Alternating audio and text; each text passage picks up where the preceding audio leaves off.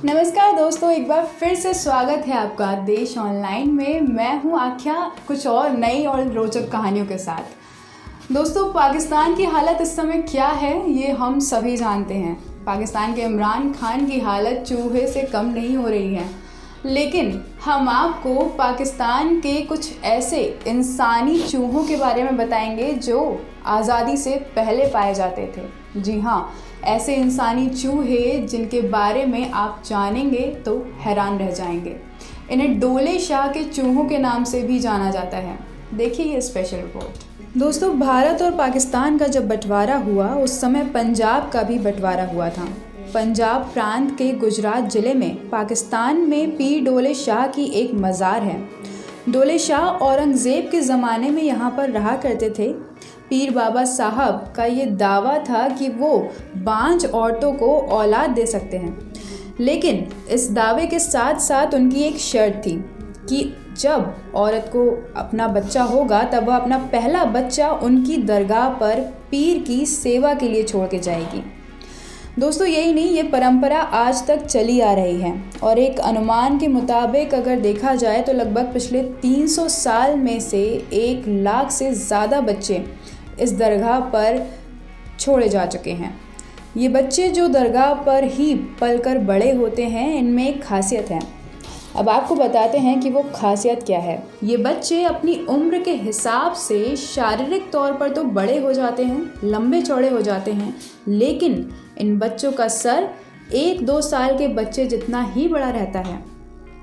जी हाँ दोस्तों, आप सुनकर हैरान ज़रूर हो रहे होंगे और जानना चाह रहे होंगे कि ऐसा आखिर कैसे होता है। आपको बता दें कि ये बच्चे साथ ही साथ मंदबुद्धि भी होते हैं और दरगाह पर इनसे भीख मंगवाने का काम कराया जाता है। अब आपको बताते हैं कि आखिर ऐसा होता कैसे है, क्या कारण है कि इन बच्चों का सर छोटा ही रह जाता है। दरअसल यहाँ छोड़े गए जो 1-2 साल के मासूम बच्चे होते हैं, इनको इसी उम्र के साथ एक लोहे का हेलमेट पहना दिया जाता है और इनका सर उस लोहे के हेलमेट से कस दिया जाता है। ये लोहे की टोपी उन बच्चों के सरों पर सालों तक बंधी रहती थी, जिससे इन बच्चों के सर की बनावट उतनी ही रह जाती थी और इसके साथ इनका मानसिक विकास भी रुक जाता था। इन बच्चों को नाम दिया गया चूहों का और इनसे भीख मंगवाई जाती थी और दूर दूर भेजा जाता था। दरगाह पर इस अमानवीय हरकत की खबर जब अंग्रेज़ी अधिकारियों को आज़ादी से पहले हुई, तब इस बात की जांच कराई गई, लेकिन कोई भी सबूत और गवाह इस अमानवीय हरकत को साबित नहीं कर पाए। ऐसे में अंग्रेज़ अधिकारियों ने माइक्रोसेफेली नाम की एक बीमारी इसे बताकर अपना पल्ला झाड़ लिया, लेकिन वो ये नहीं समझ पाए कि ये बीमारी सिर्फ दरगाह के ही बच्चों तक क्यों रह गई। आज़ादी के बाद भी इस मज़ार पर इन चूहों की संख्या बढ़ती गई, तो 1969 में तत्कालीन फ़ौजी तानाशाह जनरल अयूब खां के आदेश पर पाकिस्तान के वक्फ विभाग ने मज़ार का अधिग्रहण कर लिया। इसके बाद यहाँ पर इनकी संख्या में कुछ अंतर आया, लेकिन 1977 में पाकिस्तान के तीसरे फ़ौजी तानाशाह जनरल ज़िया उल हक की हुकूमत के दौरान पाकिस्तानी समाज का इस तरह इस्लामीकरण किया गया कि जो सरकारी विभाग थे और जो जिहादी तंजीमें थीं, उनमें कोई फ़र्क नहीं बचा।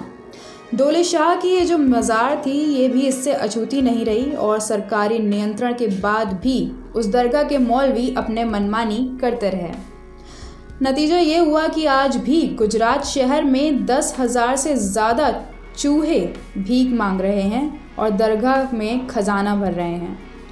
एक नारकीय ज़िंदगी जीने के लिए ये बच्चे आज भी अभिशप्त हैं और आज भी बड़ी संख्या में औरतें दरगाह पर अपनी पहली औलाद छोड़कर जा रही हैं। इन बच्चों में लड़के और लड़कियां दोनों ही शामिल हैं।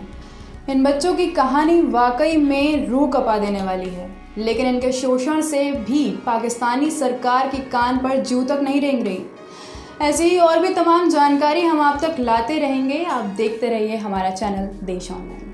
देश ऑनलाइन, पल्स ऑफ पीपल और बेल आइकन को क्लिक करना ना भूलें ताकि आप अपडेट रहे हमारे नई वीडियो से।